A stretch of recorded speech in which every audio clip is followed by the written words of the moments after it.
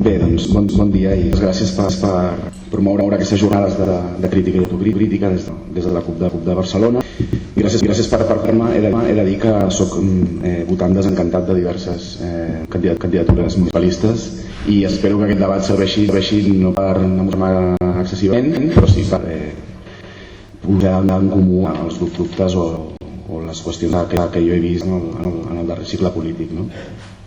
Agafant la discussió, la conversa que estàvem mantenint abans amb l'Anna i les companyes, crec que és interessant intentar dibuixar uns certs marcs teòrics del que entenem per municipalisme, no? Perquè el municipalisme ha estat un discurs que s'ha utilitzat en els darrers anys i en canvi segurament hi ha hagut poc temps per pensar profundament sobre quina teoria política construïm sobre el municipalisme, no?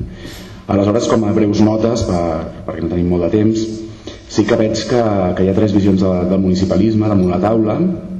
La primera és el municipalisme que li podem dir liberal, que és el municipalisme hegemònic al nostre país. És aquest que entén municipalisme exclusivament com aquella acció política en l'àmbit local, no? Diguéssim, el paradigma de la democràcia representativa, del sistema de partits tradicional, de l'autonomia d'allò polític. És aquell municipalisme que molt sovint s'entén com un mer trampolí cap a l'àmbit nacional, no? Els alcaldes que després són consellers, no? Aquesta lògica dels partits de caràcter piramidal. I és un municipalisme que evidentment doncs, té una funció molt clara, que és tota l'articulació d'aquesta estratègia público-privada que hem denunciat des de fa molts anys, de promoure l'apropiació privada d'allò local per part del capital local i transnacional, no? Tota la relació del municipalisme liberal amb els lobbies econòmics, amb el capitalisme global, no? Doncs seria aquest paradigma que evidentment no és un paradigma útil per la transformació popular i per les classes populars, però ell reclama en part del municipalisme, no? Diguéssim, aleshores crec que és important entendre que hi ha un municipalisme liberal i molt restrictiu en el sentit d'entendre que municipalisme és simplement l'acció política a escala local, no? L'acció de l'Estat a escala local, no? Això a priori no és massa transformador. En segon lloc, hi ha un municipalisme que des del respecte, doncs, i aquí entrarem en debat, m'atreviria a dir municipalisme de caràcter simbòlic o de caràcter agitprop o no sé com dir-li.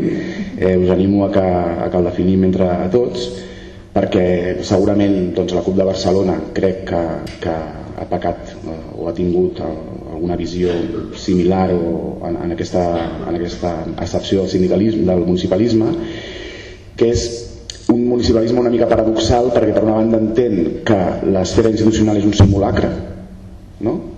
I en aquest sentit fa una apel·lació constant a la desobediència, una apel·lació constant a la dialèctica carrer-institució, però per altra banda relegitima l'Estat apel·lant a la municipalització, per exemple, únicament com a estatalització, no? És a dir, la institució és un simulacre però a la vegada municipalitzem, no? Aleshores aquí des del meu punt de vista hi ha una dissonància cognitiva que no funciona per alguna banda i que des del meu punt de vista doncs, tampoc construeix els mecanismes o les estructures o no amb prou intensitat com crec que seria necessari que permetin la transformació de l'Estat, no?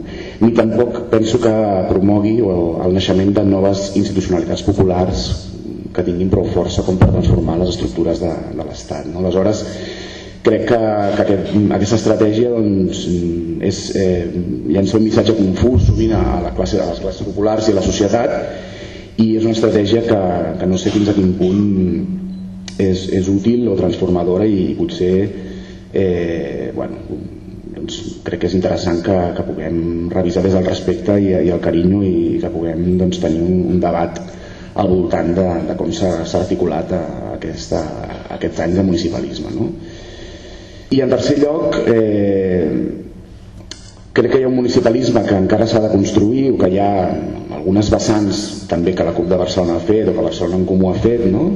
El Barcelona en Comú, per exemple, ara està fent molt municipalisme liberal, en el cas de la cultura, per exemple, Collboni, no? Etcètera. Doncs està tornant al model de ciutat-mercaderia, la cultura, no? El lobby privat, públic-privat, no? L'Hermitage, etcètera. Vull dir, però també dintre Barcelona en Comú hi ha contradiccions, i algunes d'elles també, de les que comentaré, també es desenvolupen amb aquesta tercera visió del municipalisme, i crec que les CUPs a Catalunya també tenen part d'aquesta visió, i segurament el que hem de fer és sistematitzar-la més i donar-li un enfoc més integral, no?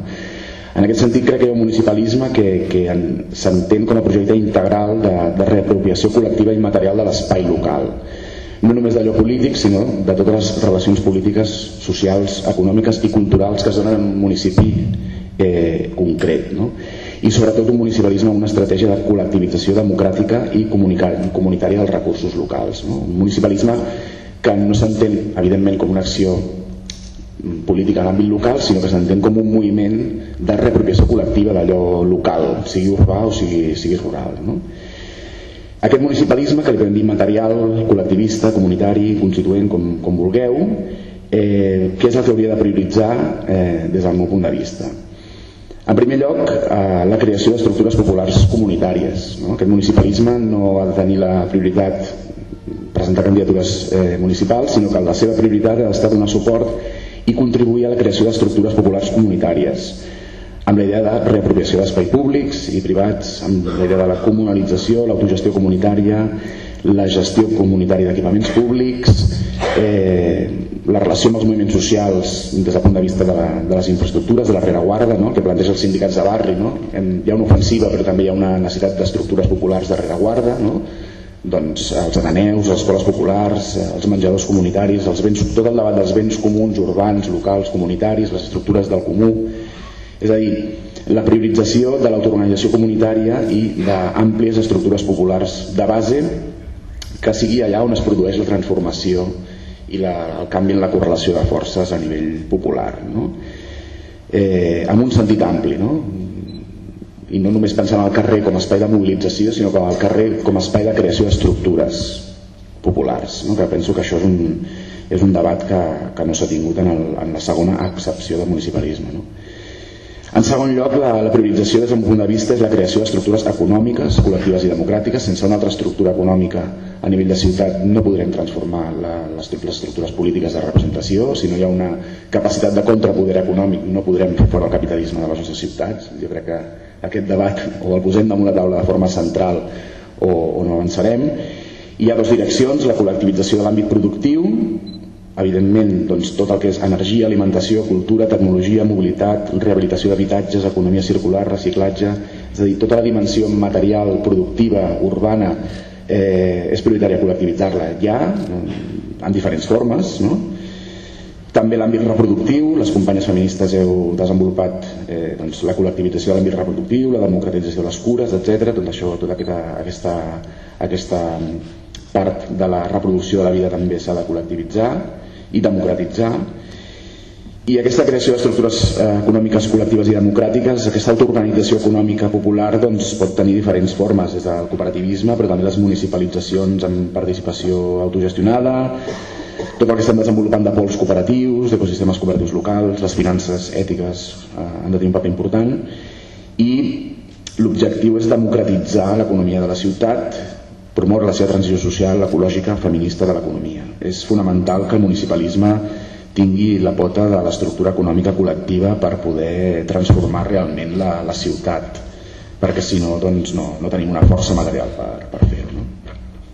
En tercer lloc, crec que és important que el municipalisme constituent, material, col·lectivista promogui la creació d'estructures populars de debat polític i decisió política, assemblees populars territorials. Aquesta és una aspiració que històricament s'ha tingut a la ciutat.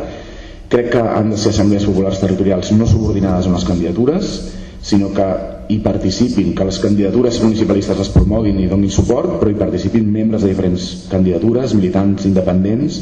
Crec que aquesta diversitat, aquesta pluralitat i aquest debat i confrontació política a la base fa avançar realment, pot fer avançar noves propostes.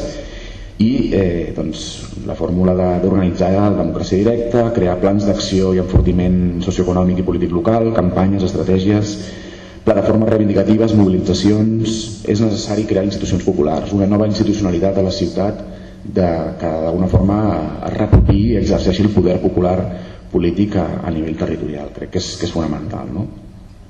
Per acabar, si es fan aquestes tres estratègies, estructures populars comunitàries, estructures econòmiques democràtiques i estructures populars de debat polític, Si es fan aquestes 3 estratègies, és possible també una quarta, que sigui presentar-se a les eleccions d'alguna forma i impulsar candidatures populars per un municipalisme que tingui una vessant institucional transformadora, no? Quin és l'objectiu d'aquestes candidatures des del meu punt de vista? Doncs facilitar els processos anteriorment definits.